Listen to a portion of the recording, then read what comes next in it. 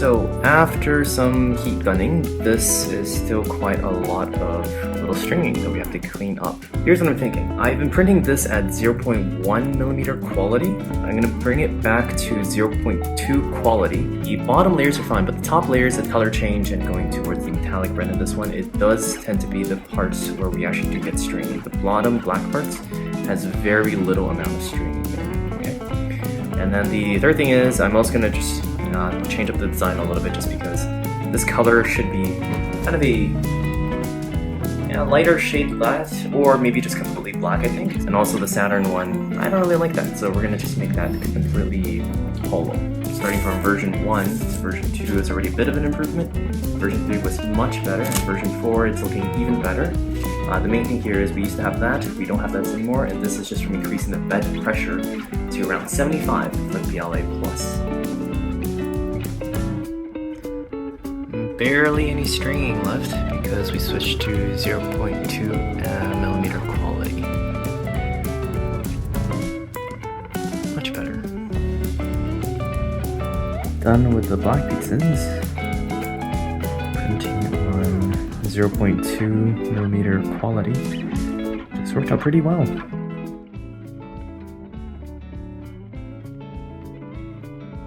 This game is pretty simple to print, but it's much more intricate in terms of how to print the entire thing. And by that I mean just the printing of player cards and also, you know, these little discs as well. The first time when I tried to do them, I actually made them like this. Here is the prototype I initially went with. There's a lot of things wrong with this one. This is the second version, which was a little bit better.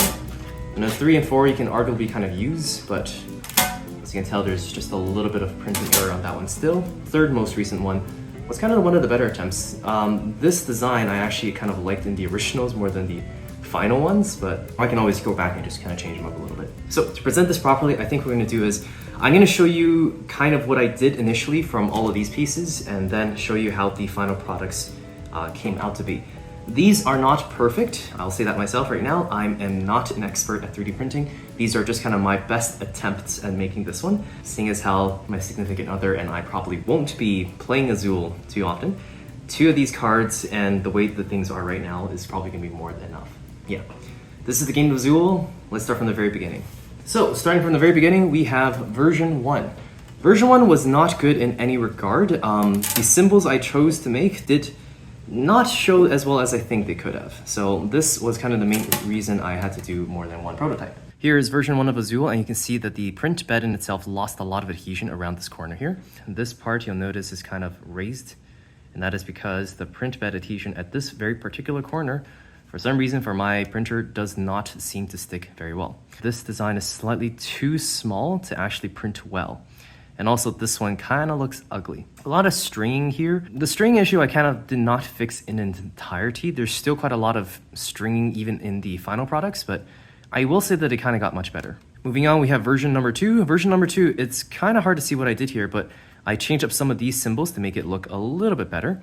And if you pay attention to here again, it'd be kind of subtle to see here, but there's actually 2 layers here. There is actually 2 layers here. There's a top layer and then there's a bottom layer. The top layer and the bottom layer are separated. I printed this Azul basically separately, once on the bottom and once on the top. The reason I printed 2 faces of this and kind of glued them together was because I really liked the design of the print bed made. This is the reason why I did that. I wanted both sides to have the finish that you get from the plastic basically directly being printed onto the print sheet. Now, with that said, still not quite perfect. Definitely functional because the game for Azul is actually very simple, but at the same time, it just doesn't look great. So what did I do then? I actually learned a new thing about 3D printing. Turns out you can print a bottom layer and choose for the machine to switch to a different color filament once you get to a certain height. The proofs that I have being a Mark III, it's only one filament. It doesn't actually print with multiple filaments. So this is what I did for this one, and it turned out quite nice. The adhesion here is actually much better than version number 1. And the reason behind that is I realized that if you wanted to get rid of bed adhesion, just increase the bed heating temperature. The higher the bed temperature, the easier the plastic is going to stick to the original bed sheet. So the next version, where I think it was 65 degrees for the bed, almost no problems with bed adhesion at all at this point. So this is actually pretty clear.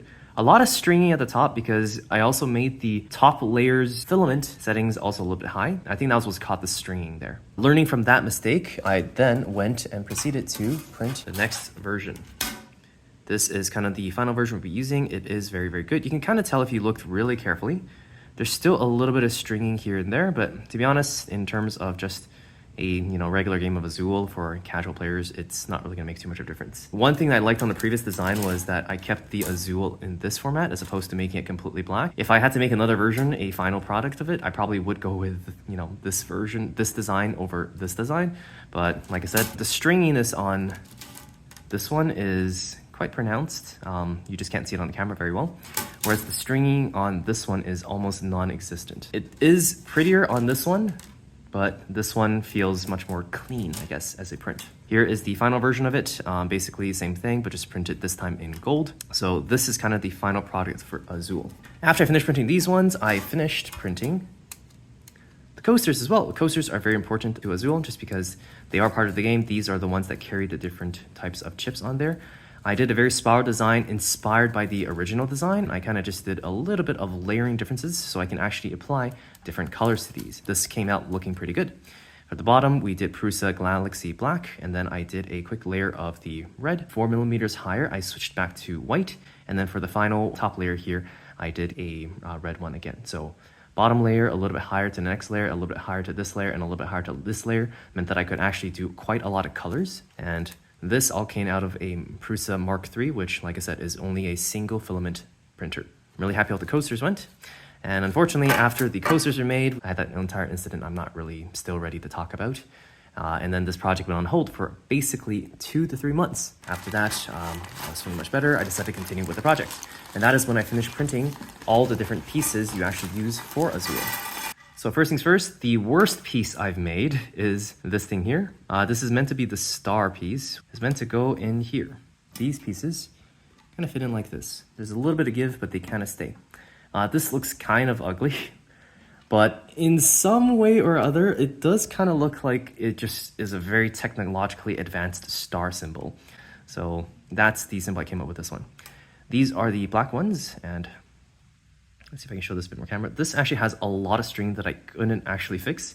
The back looks much better, but the front part that is actually meant to come up is not that pretty, and like I said, quite a lot of string.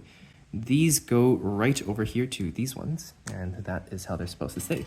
After that, we have the green piece, which I printed, and this is one of the better ones. I think I was thinking this looked like jade colored, so that is why I printed these ones in green. Following this one, we also have the yellow. The yellow, I chose a star pattern to make this look more like a Saturn. I think the Saturn was one of the last ones I printed where I was just like, you know what, the previous prints, they did not work out very well, so for this one, let's just make it simple. The last one I did was a yin-yang symbol, and I printed this last one in white. So this is what that looks like. The game is very, very functional, and well, as long as you don't shake the board too much, it actually does stay in place just because, like I said, there is a bit of elevation between the bottom and the top here. Hey there, Vivacella from the future here. I realized I forgot to tell you about the first player token as well as the player pieces. So here is my version of that. The first player token is very critical in the game of Azul, and this is the design I came up with. As for the score trackers, I just made a very simple cube plus a little cylinder above it. That's hollow. Easy to print, that's all I really wanted for it. So this is basically my version of the Printed Azul, and that's how it looks like. You could definitely play it. The game in itself does not require too much resolution or the feel of the actual, cards. And then just place some of these on here. So that's basically the entire game. That's pretty much it. This is the entire game of Azul, 3D printed with PLA. Here is Azul.